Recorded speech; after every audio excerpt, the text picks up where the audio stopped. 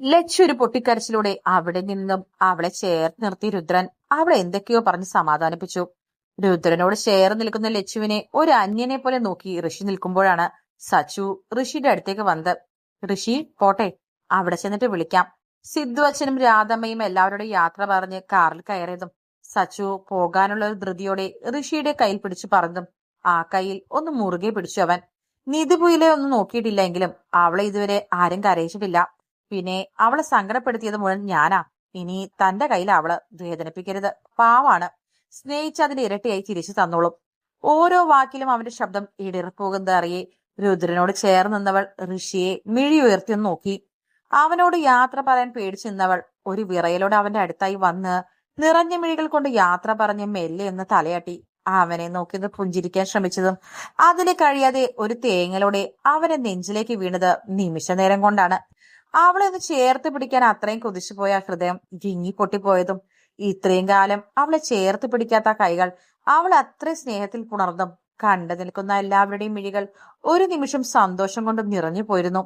അവളുടെ നെറ്റിയിൽ അന്ന് ആദ്യമായി അവൻ സ്നേഹത്തോടെ ചുംബിക്കുമ്പോൾ അവന്റെ കണ്ണിൽ നിന്നും ഒരു തുള്ളി കണ്ണുനീർ അവളുടെ കവളിലേക്ക് ഇറ്റി വീണിരുന്നു. ഹൃദയം മുഴുവൻ സ്നേഹം നിറച്ച ആ ഒരൊറ്റ ചുംബനം മാത്രം മതിയായിരുന്നു ആ പാവം പെണ്ണിന് മനസ്സ് നിറഞ്ഞ് സന്തോഷിക്കാൻ. മതി മതി, ആങ്ങളെയും പെങ്ങളും സ്നേഹിച്ച് മെഴുകിയത് മതി. ഇനി നിന്നാലേ ഫ്ലൈറ്റ് മിസ്സാവും. ഇനി പെങ്ങളെ സ്നേഹിക്കണമെങ്കിൽ ദേവയും കൂട്ടി അങ്ങോട്ട് വാ, ഒപ്പം എന്റെ അളിയനെയും പെങ്ങളെയും കൂടെ കൊണ്ടുപോരെ. ഋഷിയുടെ നെഞ്ചിൽ പറ്റിച്ചേർന്ന് അവനിൽ നിന്ന് പിടിവിടാതെ അവന്റെ സ്നേഹത്തിന്റെ കൊതി തീരാതെ നിൽക്കുന്ന ലച്ചുവിനോട് അതും പറഞ്ഞ് സച്ചു പിടിച്ച് കാറിലെ കയറ്റി ഇരുത്തിയതും വീണ്ടും തന്റെ ചങ്ക് പിടന്ന് അറിഞ്ഞു ഋഷി.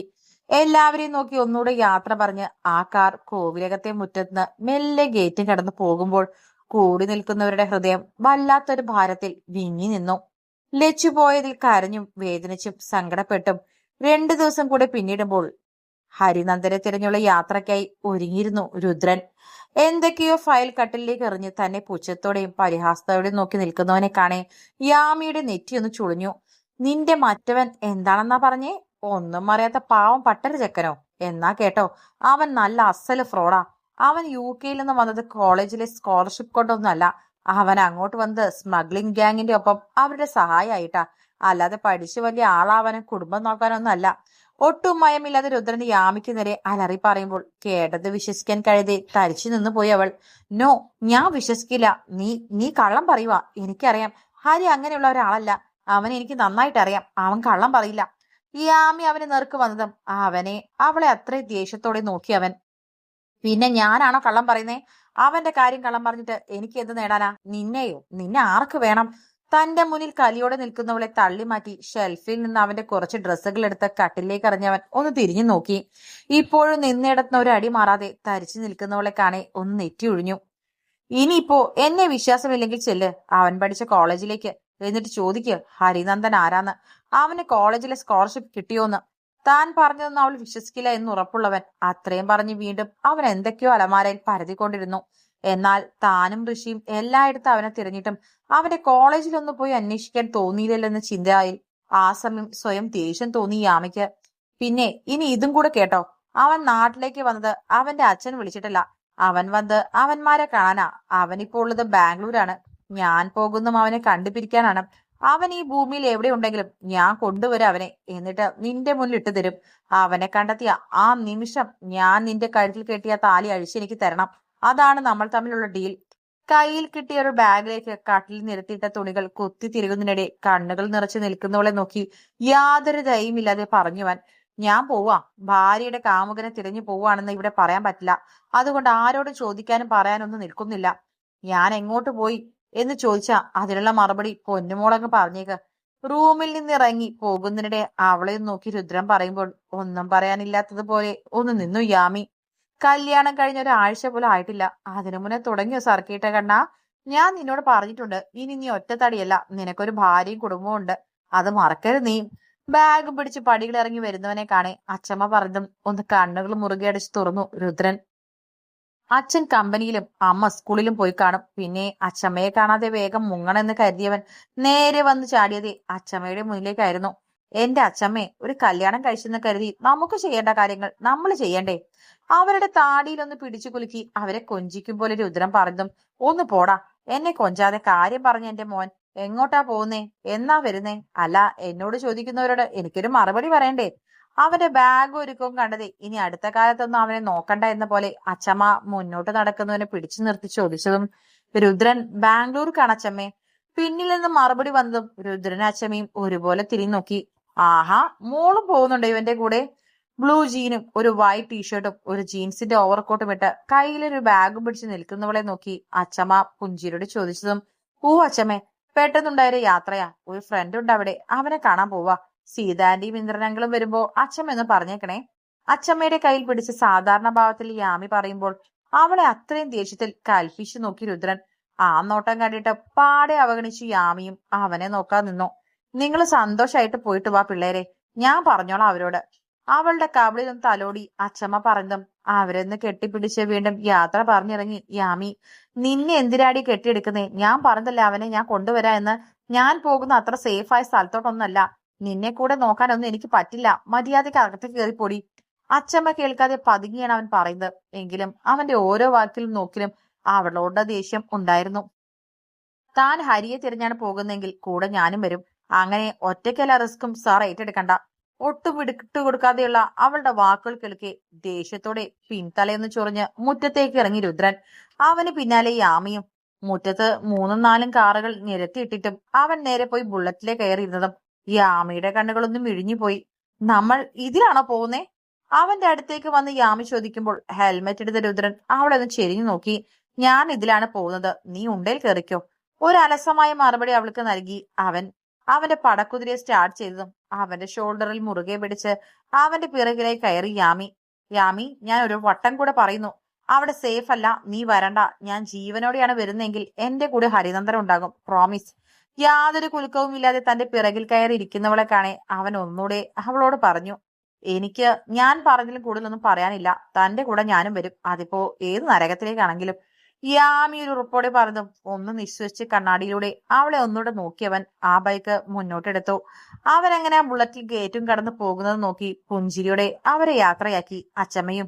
എന്റെ ദേവി, നിന്റെ മക്കളെ കാത്തോണേ, അവർക്കൊരു ആപത്തുണ്ടാവരുതേ. നിന്റെ കാവൽ എപ്പോഴും അവർക്കുണ്ടാവണേ. കണ്ണുകൾ മുറുകെ അടച്ച അച്ചമ്മ പ്രാർത്ഥിക്കുമ്പോൾ ദൂരെ ദേവീക്ഷേത്രത്തിൽ നിന്നും അവിടെ കെട്ടിയ മണി കാറ്റിൽ നിർത്താതെ മുഴങ്ങിക്കൊണ്ടേയിരുന്നു. നീ ഇന്ന് ഹോസ്പിറ്റലിലേക്ക് പോകുന്നില്ലേ ഋഷി? ബ്രേക്ക്ഫാസ്റ്റ് കഴിക്കുന്നതിന്റെ ഋഷിയെ നോക്കി അപ്പുമാമ ചോദിച്ചതും അവൻ മിഴി ഉയർത്തി അച്ഛനെയും അമ്മയും നോക്കി. ഇല്ല അമ്മേ, നിങ്ങൾ പോക്കോ. അടുത്തിരിക്കുന്ന ദേവയെ നോക്കി അവരോട് പറയുമ്പോൾ കഴിച്ചുകൊണ്ടിരുന്ന അപ്പുമാമയും സിത്തുവമ്മയും ദേവയും. നീ ഇത് എത്ര ലീവാണ് എടുക്കുന്ന ഋഷി? എടാ, അവൾ ഓക്കെയാണ്, ഞാൻ ചെക്ക് ചെയ്തതല്ലേ. ഇനിയിപ്പോ അവളെ ഇവിടെ ഒറ്റയ്ക്ക് നിർത്താനാണ് ബുദ്ധിമുട്ടെങ്കിൽ നമുക്ക് പോകും വഴി അവളെ കോവിലകത്ത് കൊണ്ടുപോയി വിടാം. നീ ഇല്ലാത്തത് കൊണ്ട് ഹോസ്പിറ്റൽ ഒരുപാട് കാര്യങ്ങൾ പ്രശ്നത്തിലാണ്. ലച്ചു പോയതും ജനിച്ചു വളർന്ന വീട്ടിൽ നിന്നും മറ്റൊരു സ്ഥലത്തേക്ക് പറിച്ചു നട്ടതിന്റെയും ഒക്കെ കൊണ്ടാവാം ദേവിക്ക് 2 ദിവസമായി നല്ല പനിയായിരുന്നു. ആ സമയങ്ങളെല്ലാം അച്ഛനെയും അമ്മയും ഹോസ്പിറ്റലിലേക്ക് പറഞ്ഞുവിട്ട് ഋഷി അവളുടെ കൂടെ ഇരുന്നു. പാതി മയക്കത്തിൽ തന്റെ കഴുത്തിലും നെറ്റിയിലും തൊട്ടു നോക്കുന്നവനെയും ഉറങ്ങിക്കിടക്കുന്ന തന്റെ അടുത്തുള്ള അവരുടെ സാമീപ്യവും ഗന്ധവും എല്ലാം അറിഞ്ഞിട്ടും അതൊന്നും അറിയാത്ത ഭാവത്തിൽ അവളും. അവന്റെ സ്നേഹം ഒരു കുന്നോളം ഈ 2 ദിവസത്തിനുള്ളിൽ അവൻ അവൾക്കായി നൽകി. എങ്കിലും അവനിലേക്ക് പെട്ടെന്ന് അടുക്കാൻ കഴിയാത്ത വിധം എന്തോ ഒന്ന് അവളെ തടഞ്ഞു നിർത്തുന്നു.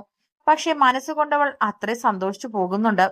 അപ്പുമാമേ, നിങ്ങൾ ഹോസ്പിറ്റലിൽ പോക്കോ, എനിക്ക് കുഴപ്പമൊന്നുമില്ല. ഞാൻ ഇവിടെ നിന്നോളാം. നാളെ മുതൽ കോളേജിലും പോയി തുടങ്ങിക്കോളാം. ഋഷിയേട്ടന് ഹോസ്പിറ്റലിൽ പോയിക്കോളൂ, എന്തേലും ഉണ്ടെങ്കിൽ ഞാൻ വിളിച്ചോളാം. എല്ലാവരുടെയും മുന്നിൽ വെച്ച് തനിക്ക് അവന്റെ കൂട്ട് വേണ്ടെന്ന് പറയാതെ പറഞ്ഞവളെ ഒന്ന് കൂർപ്പിച്ചു നോക്കി ഇരുന്നിടന്ന് എഴുന്നേറ്റ് മുകളിലേക്ക് നടന്നു അവൻ. അവൻ ബാക്കി വെച്ച ഭക്ഷണത്തിലേക്ക് നോക്കി ദേവ വല്ലാതെയായി ഇരിക്കുമ്പോൾ അവളുടെ തോളിലൊന്ന് മെല്ലെ തട്ടി സിത്തു.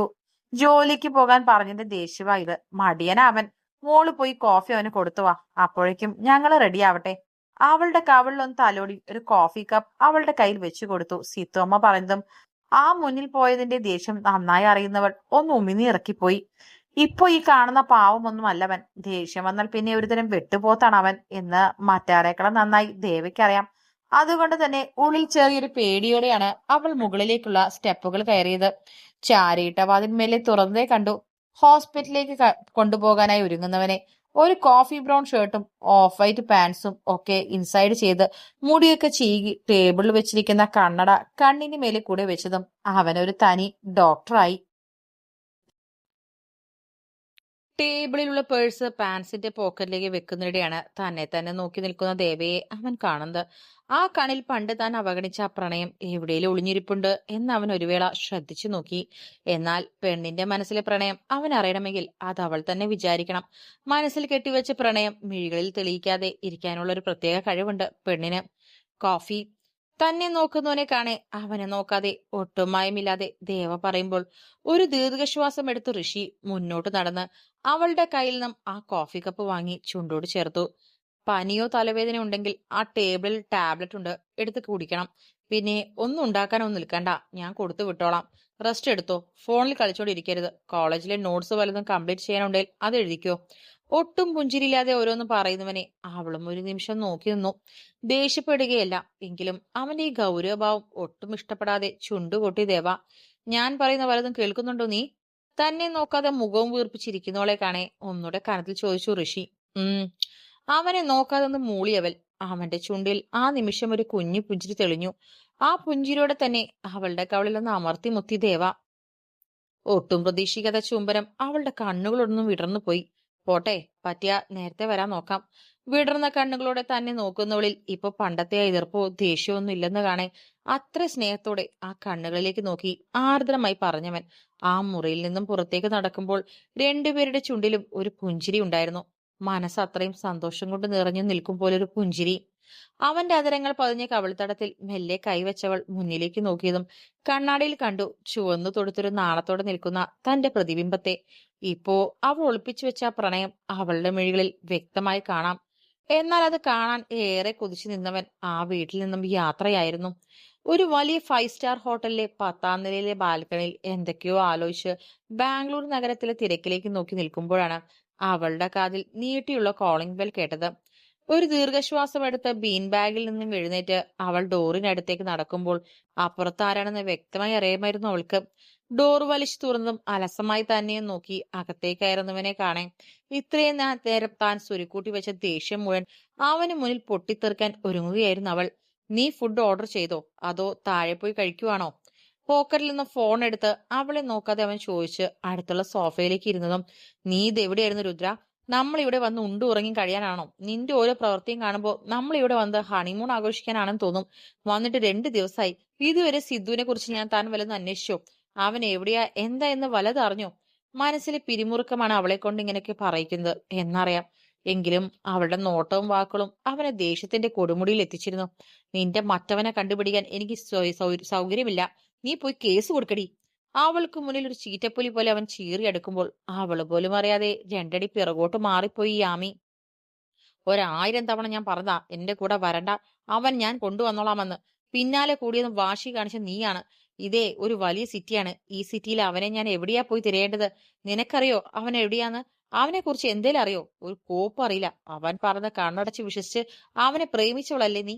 അപ്പൊ ഇതൊക്കെ നീ തന്നെ സഹിക്കണം. നിറ കണ്ണുകളോടെ തന്റെ മുന്നിൽ നിൽക്കുന്നവളുടെ യാതൊരു ദയയുമില്ലാതെ അവൻ പറഞ്ഞ് ബാൽക്കണിയിലേക്ക് നടന്നു. ഒരു സിഗരറ്റ് കത്തിച്ച് ചുണ്ടോട് ചേർത്തവൻ ആദ്യത്തെ പഫ് എടുത്ത് അത് വായുവിലേക്ക് ഊതിവിട്ടു. യാമി നിന്നിടത്തുനിന്ന് അനങ്ങുക പോലെ ചെയ്യാതെ അവന്റെ ഓരോ പ്രവൃത്തിയും നോക്കി നിന്നു. ഇന്ന് രാത്രി ഹോട്ടൽ ബ്ലൂ ലാൻഡിൽ ഒരു പാർട്ടി നടക്കുന്നുണ്ട്, DJ പാർട്ടി. ഞാൻ പോവും, നീ ഉണ്ടോ? കത്തിയെരിഞ്ഞ സിഗരറ്റ് കുറ്റി നിലത്തേക്കിട്ട് അവളുടെ അടുത്തേക്ക് വന്നവൻ അവളെ നോക്കിക്കൊണ്ട് ചോദിച്ചതും അവനെ അത്രയും ദേഷ്യത്തിൽ നോക്കി യാമി. ഞാൻ എങ്ങുമില്ല, DJയും പാർട്ടിയൊക്കെ തന്നെ അങ്ങ് ആഘോഷിച്ചാൽ മതി. അത്രയും പറഞ്ഞ് അവനെ നോക്കാതെ വെട്ടിത്തിരിഞ്ഞവൾ കട്ടിൽ പോയിരുന്നതും പാർട്ടിക്ക് അലിഖാൻ വരുന്നുണ്ട്. അലസഭാവത്തിൽ രുദ്രൻ പറയുമ്പോൾ താൻ ഇതുവരെ കേട്ടുപോലുമില്ലാത്ത ഒരാളെ കുറിച്ചവൻ എന്തിനു പറയുന്നത് പോലെ അവനെ നെറ്റിച്ചുളിച്ച് നോക്കിയവൻ. അലിഖാൻ ഹരിനന്ദന്റെ ബോസ്. അയാൾക്ക് വേണ്ടിയാ അവൻ UK വന്നത്. ഈ 2 ദിവസം കൊണ്ട് ഇത്രയൊക്കെ എനിക്ക് കണ്ടുപിടിക്കാൻ പറ്റൂ. വേണേൽ നിനക്ക് ഇന്ന് രാത്രി എന്റെ കൂടെ വരാം. അതല്ലെങ്കിൽ ഞാൻ വരും വരെ ഇവിടെ അടങ്ങി ഒതുങ്ങി നിൽക്കാം. ഗൗരവത്തോടെയുള്ള അവന്റെ വാക്കുകൾ കേൾക്കെ താൻ കേട്ടതൊന്നും സത്യമാവരുത് എന്ന് പ്രാർത്ഥിച്ചവളുടെ അവസാന പ്രതീക്ഷയും നഷ്ടമായതുപോലെ അവനെ നോക്കിപ്പോയി. അവളുടെ നോട്ടവും ഭാവവും കാണെ പിന്നീടൊന്നും പറയാതെ അവളെ നോക്കാതെ പുറത്തേക്ക് നടന്നു രുദ്രനും. രാത്രി ഹോട്ടൽ ബ്ലൂ ലാൻഡിന് മുന്നിൽ 3-4 ആഡംബര കാറുകൾ വന്നു നിർത്തിയതും ബോഡി ഗാർഡ്സ് എന്ന് തോന്നിപ്പിക്കുന്ന കുറച്ചു പേര് ആ കാറിന്റെ ഡോർ തുറന്നു. അതിൽ നിന്നും കയ്യിൽ നിറയെ സ്വർണ്ണമോതിരവും കഴുത്തിൽ 5-10 പവൻ തോന്നിക്കുന്ന 3-4 സ്വർണ്ണ ചെയിനും വെള്ള പാന്റും ഷർട്ടും കണ്ണിൽ സുറുമയിട്ടൊരു 40-നടുത്ത് പ്രായം തോന്നിക്കുന്ന ഒരു മനുഷ്യൻ ഇറങ്ങിയതും എല്ലാവരും അയാളെ അത്രയും പേടിയോടെയും ബഹുമാനത്തോടെയും നോക്കി. അവിടെ കൂടി നിൽക്കുന്ന എല്ലാവരെയും രണ്ടു ഭാഗത്തേക്ക് മാറ്റി അയാൾക്കും അയാളുടെ കൂട്ടാളികൾക്കും വഴിയൊരുക്കുമ്പോൾ അയാളുടെ കൂടെ തങ്ങൾ തിരഞ്ഞുകൊണ്ടിരിക്കുന്നുണ്ടോ എന്നറിയാനായി ആ ആൾക്കൂട്ടത്തിൽ രുദ്രനും യാമിയും ഉണ്ടായിരുന്നു. പെട്ടെന്ന് അയാളുടെ നേർക്കൊരു കത്തിയുമായി ആരോ ഓടിയടുക്കുന്നതും അയാളുടെ കൂടെയുള്ളവർ ഓടിയടുത്തവനെ കയ്യിലുള്ള ഗൺ വെച്ച് മൂന്നും നാലും തവണ ഷൂട്ട് ചെയ്യുന്ന കാണെ കണ്ണുകൾ മുറുകെ അടച്ച് രുദ്രന്റെ കയ്യിൽ മുറുകെ പിടിച്ചു യാമി. ആ പേടി അറിഞ്ഞത് പോലെ അവളുടെ കയ്യിൽ കൈ മുറുക്കി രുദ്രനും. പിന്നെ ആരൊക്കെയോ ഓടിയെടുക്കുന്നതും അവരേക്ക് ബോഡി ഗാർഡ്സ് ഷൂട്ട് ചെയ്ത് വീഴുന്നതുമെല്ലാം രുദ്രൻ കാണെ യാമി ഒന്നുകൂടെ ചേർത്ത് പിടിച്ചവൻ. എന്നാൽ നിമിഷ നേരത്തിനപ്പുറം രുദ്രന്റെയും യാമിയുടെയും മിഴികൾ ഒരേപോലെ അയാളുടെ കൂടെ വരുന്ന ഹരിയിൽ എത്തി നിന്നു. താൻ ഇതുവരെ കണ്ട ആ പാവം പയ്യനല്ല അവനെന്ന് തോന്നി യാമിക്ക്. കൂളിംഗ് ഗ്ലാസും ബ്ലാക്ക് പാൻസും ബ്ലാക്ക് ഷർട്ടും ഷൂസും കഴുത്തിലെ പൂനൂലിന് പകരം പ്ലാറ്റിനം ചെയിനും ബ്രേസ്ലെറ്റും എല്ലാം കൊണ്ടും മറ്റാരോയി നിൽക്കുന്ന ഹരിനന്ദൻ. യാമിയുടെ കണ്ണിലും മനസ്സിലും ആ കാഴ്ച ഒരു മിന്നലായി പടർന്നുകൊണ്ടിരിക്കുന്നു. അവനെ കണ്ടതും അവന്റെ അടുത്തേക്ക് ഓടാൻ നിന്ന യാമിയുടെ കയ്യിൽ മുറുകെ പിടിച്ചു രുദ്രൻ. ആ നിമിഷം അവളുടെ നോട്ടം ഹരിയിൽ നിന്ന് മാറി രുദ്രന് നേർക്കായതും അങ്ങോട്ട് പോകരുത് എന്ന് പറയും പോലെ തല വെട്ടിച്ചു അവൻ. അപ്പോഴും അവന്റെ നോട്ടം മുഴുവൻ ഗണ്ണെല്ലാം പിടിച്ച് അവരെ അത്രയും പ്രൊട്ടക്ട് ചെയ്ത് നിൽക്കുന്ന ബോഡി ഗാർഡ്സിലാണ്. അലിഖാന്റെ വലതുവശത്തായി അവരുടെ കൂടെ അത്ര അടുത്തുള്ളയാളെ ചേർത്ത് നിർത്തും പോലെ ഹരിനന്ദനം അടുത്തുള്ളവനോട് എന്തോ തമാശ പറഞ്ഞ് ചിരിച്ച് കയ്യിലെ വിസ്കി ചുണ്ടോട് ചേർക്കാൻ ഒരുങ്ങുമ്പോഴാണ് തന്നെ ആരും ശ്രദ്ധിക്കും പോലെ തോന്നിയ ഹരി പെട്ടെന്നും തിരിഞ്ഞു നോക്കിയതും കണ്ടു തന്നെ തന്നെ നോക്കി നിൽക്കുന്ന യാമിയുടെ കയ്യിൽ പിടിച്ച് ആൾക്കൂട്ടത്തിലേക്ക് ഓടി മറയുന്ന രുദ്രനെ. ഒരു നിമിഷത്തെ ഞെട്ടലിന് ശേഷം അവൻ അവർ ഓടിപ്പോയ സ്ഥലത്തേക്ക് പിടഞ്ഞുകൊണ്ട് ഓടിച്ചെല്ലുമ്പോഴേക്കും രുദ്രൻ യാമിയെയും കൂട്ടി അവന്റെ കണ്ണെത്താ ദൂരത്തേക്ക് മറഞ്ഞു കഴിഞ്ഞിരുന്നു. ഓ, ഇങ്ങനെ കഴിയാൻ മാത്രം നിന്റെ ആരേലും ചത്തോ? കുറെ നേരായാലും തുടങ്ങിയിട്ട് നിർത്താനായില്ലേ? പ്രേമിക്കാൻ ചെക്കന്മാരെ നോക്കുമ്പോ നല്ലോണം ആലോചിച്ചും കണ്ടും വേണം ചെയ്യാൻ, അല്ലെങ്കിൽ അവസാനം ഇതുപോലെ മൂങ്ങിയിരിക്കേണ്ടി വരും. കരഞ്ഞു തളർന്ന് കമിഴ്ന്ന് കിടക്കുന്നവളെ കാണെ കയ്യിലെ കത്തിയെരിഞ്ഞ സിഗരറ്റ് നിലത്തേക്കിട്ട് ദേഷ്യത്തോടെ പറഞ്ഞു രുദ്രൻ. എല്ലാം കേൾക്കുന്നുണ്ട്, എങ്കിലും അതിനൊന്നും പ്രതികരിക്കാൻ നിൽക്കാതെ അതേ കിടപ്പ് കിടന്നു അവളും. ഇനി എന്താ പ്ലാൻ? നിനക്കവനോട് സംസാരിക്കണോ? അതോ നാട്ടിലേക്ക് പോണോ? അല്ലെങ്കിൽ ഇവിടുന്ന് തന്നെ ഒരു ടിക്കറ്റ് എടുത്തോ, എന്നിട്ട് നിന്റെ ഡാഡിയുടെ അടുത്തേക്ക് പൊക്കോ. എന്തായാലും ഇവിടെ ഇനി അധികം നിൽക്കാൻ പറ്റില്ല. അവൻ നിന്നെ കണ്ടിട്ടുണ്ട്. എപ്പോ വേണേലും അവൻ ഇവിടെ എത്തും. ബാംഗ്ലൂർ സിറ്റി മുഴുവൻ അവരുടെ ആൾക്കാരാ. താൻ ഇത്രയും പറഞ്ഞിട്ട് ഒന്നും മിണ്ടാതെ കിടക്കുന്നവളെ കാണെ ആ കട്ടിൽ നിന്ന് ചവിട്ടി താഴെയിടാനുള്ള ദേഷ്യം തോന്നി രുദ്രന്. നിന്റെ വായിൽ എന്താടി പഴാണോ? എണീറ്റ് ഞാൻ ചോദിച്ചിട്ടുള്ള മറുപടി പറഞ്ഞിട്ട് ഇനി മൂങ്ങിയാ മതി നീ. അല്പം ബലം പ്രയോഗിച്ചാണേലും അവളുടെ കട്ടിലിൽ നിന്ന് പിടിച്ചെഴുന്നേൽപ്പിച്ച് ഇരുത്തി രുദ്രൻ. ആ കരഞ്ഞു കലങ്ങിയ കണ്ണുകൾ അവനെ അത്രയും ദേഷ്യത്തോടെ നോക്കി ആ നിമിഷം. നീ നാട്ടിലേക്ക് വരുന്നുണ്ടോ ഇല്ലയോ പറ. ഇല്ല, രുദ്രൻ പൊക്കോ, എനിക്കിവിടെ നിൽക്കണം. അവനെ നോക്കാതെ എന്നാൽ വല്ലാത്തൊരു ഗൗരവത്തോടെ എന്തൊക്കെയോ മനസ്സിൽ ഉറപ്പിച്ചുകൊണ്ടവൾ പറയുമ്പോൾ ദേഷ്യം നിയന്ത്രിക്കണമെന്ന കൈകൾ ചുരുട്ടി പിടിച്ചവൻ. ഇവിടെ ഇനിയും നിൽക്കുന്നത് റിസ്ക് ആണ് യാമി. നിനക്കെന്താ പറഞ്ഞ മനസ്സിലാവില്ലേ? നിന്റെ മുന്നിൽ വെച്ചല്ലേ അവന്മാർ അഞ്ചാറെണ്ണത്തിനെ പുഷ്പം പോലെ കൊന്നു തള്ളിയത്. രുദ്രന്റെ മനസ്സിലേക്ക് ആ കാഴ്ച ഒന്നുകൂടെ തെളിഞ്ഞു വന്നു. എത്ര റിസ്ക് ആണെന്ന് പറഞ്ഞാലും എനിക്ക് ഇവിടെ നിൽക്കണം. പേടിയാണെങ്കിൽ താൻ പൊക്കോന്ന് ഞാൻ പറഞ്ഞില്ലേ? യാമി അവന് നേർക്ക് ചൊടിയോടെ എഴുന്നേറ്റ് കൊണ്ട് പറഞ്ഞു. നിന്നെ ഇങ്ങോട്ട് കൊണ്ടുവന്ന് ഞാനാണെങ്കിൽ നിന്നെ കൊണ്ടുപോകാൻ എനിക്കറിയാം. ഇനി അവനെ കാണാൻ നിനക്ക് അത്രയ്ക്ക് മുട്ടി നിൽക്കുവാണെങ്കിൽ ഞാൻ കൊണ്ടുവരും അവനെ. പക്ഷേ ഇനിയൊരു നിമിഷം നിന്നെ ഇവിടെ നിർത്തില്ല. എന്നെ ഭരിക്കാൻ താൻ ആരാ? ഓ, ഞാൻ മറന്നു, താൻ എന്റെ ഭർത്താവാണല്ലോ. അതിന്റെ ഭരണമായിരിക്കും ഇത് അല്ലേ? അങ്ങനെയാണല്ലോ, അങ്ങനെ അങ്ങ് കൂട്ടിക്കോ. അങ്ങനെ തന്നെ പേടിച്ചിവിടെ കഴിയാൻ. യാമി രുദ്രന് നേരെ വിരൽ ചൂണ്ടി എന്തോ പറയാൻ നിന്നും അവരുടെ റൂമിന്റെ കോളിംഗ് ബെൽ മുഴങ്ങിയതും ഒരേ നിമിഷമായിരുന്നു. യാമിയെ നോക്കി രുദ്രൻ ആ ഡോറിനടുത്തേക്ക് നടക്കുമ്പോൾ എന്തിനോ അവന്റെ ഹൃദയം വല്ലാതെ മിടിച്ചു പോയിരുന്നു. വല്ലാത്തൊരു ഭയം തന്നെ വന്നു മൂടുന്നത് അവൻ അറിഞ്ഞു. അതൊരിക്കലും തന്നെ കുറിച്ച് ഓർത്തല്ല, തന്റെ കൂടെയുള്ളവളെ കുറിച്ച് ഓർത്താണ്. അവളെ എങ്ങനെ ഈ കുരുക്കിൽ നിന്ന് രക്ഷിക്കുമെന്നോർത്താണ്.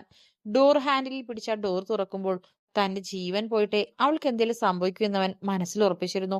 ഡോർ വലിച്ചു തുറന്നും രുദ്രൻ കാണുന്നത് കണ്ണിൽ വെച്ച കറുത്ത കൂളിംഗ് ഗ്ലാസ് എടുത്ത് അവനെ നോക്കി വല്ലാത്തൊരു പുഞ്ചിരിയോടെ നിൽക്കുന്ന ഹരിനന്ദനെയാണ്. ഹായ് രുദ്രൻ. വല്ലാത്തൊരു അധികാരത്തോടെ റൂമിലേക്ക് കയറി വരുന്നതിനിടെ ഹരിനന്ദൻ പറയുമ്പോൾ ഡോറിനപ്പുറത്തായി നിൽക്കുന്ന മൂന്ന് നാല് ബോഡി ഗാർഡ്സിലേക്കാണ് രുദ്രന്റെ കണ്ണുകൾ പോയത്. തന്റെ പേരെങ്ങനെ അറിയുമെന്നായിരിക്കും ചിന്തിക്കുന്നത്. താൻ എന്നെ കാണാൻ വേണ്ടി ഇത്ര റിസ്ക് എടുത്ത് വരുമ്പോൾ തന്റെ പേരെങ്കിലും അറിയാതെ ഞാൻ എങ്ങനെയാടോ തന്റെ മുന്നിൽ വരിക? എനിക്കിപ്പോ തന്നെയും തന്റെ വീടും നാടും താൻ എന്നെ തേടി വരാൻ ഉണ്ടായ കാരണവും എല്ലാം അറിയാം. ഒരു ചിരിയോടെ ഹരിനന്ദൻ പറയുമ്പോൾ അവന്റെ വാക്കുകളിൽ തെളിഞ്ഞു കാണുന്ന ഒരു ഭീഷണിയുടെ സ്വരമാണെന്ന് തോന്നി രുദ്രന്. അവൻ പറയുന്നതിനൊന്നും പ്രതികരിക്കാതെ അവൻ എത്ര വരെ പോകുമെന്നറിയാൻ എന്ന പോലെ രുദ്രൻ നിൽക്കേ. അല്ല, യാമി എവിടെ? ചുറ്റും കണ്ണോടിച്ച് ഹരി ചോദിക്കുമ്പോഴാണ് ആരാണ് വന്നറിയാൻ റൂമിന് പുറത്തേക്ക് യാമി വന്നത്. മുന്നിൽ നിൽക്കുന്ന ഹരിയെ കാണേ ദേഷ്യവും സങ്കടവും ഒരുപോലെ വന്നുപോയി അവൾക്ക്. കണ്ണുകൾ നിറഞ്ഞുവെങ്കിലും ഒരു തുള്ളി പോലും പുറത്തേക്ക് വരാതെ മുന്നോട്ടൊരടി വെക്കാതെ അതേ നിൽപ്പ് നിന്നു അവൾ.